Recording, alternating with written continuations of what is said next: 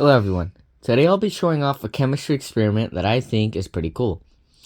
A storm in a bottle. I'll be showing off my experiment in this video and explaining exactly how it works.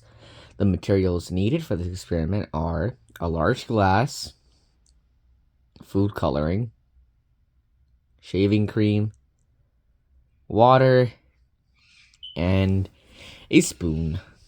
Without further ado, let's get started. The very first step is to fill the glass with water halfway. Then after that, add shaving cream into the glass and fill it up 3/4. The spoon comes in handy here. Use it to spread the shaving cream evenly across the top of the glass. Here, I just use my hand since I found it easier, but if you don't want to make that much of a mess, you can just use a spoon. And you want to make sure that the shaving cream is flat on the top. This will be important since it's going to be holding the food coloring we add later. Now, take out another glass with water halfway and add the food coloring of your choice. In this case, I just chose blue. Now add 10 drops of food coloring to this new glass. After all is said and done, you can start adding this new colored water into our glass spoonful by spoonful. You want to take your time with this one since eventually the shaving cream won't be able to hold all of the food coloring and it will give way, and it is a pretty cool effect. When the liquid starts to get heavy, that's when you know the storm effect will start. Now we have a storm in a bottle. What we just saw is a recreation of a storm inside of a bottle. How cool! Clouds can hold up to millions of gallons of water.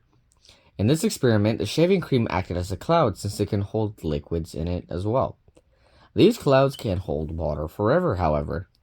Once a cloud eventually has to get rid of the water, it can start to rain, snow, sleet, and hail.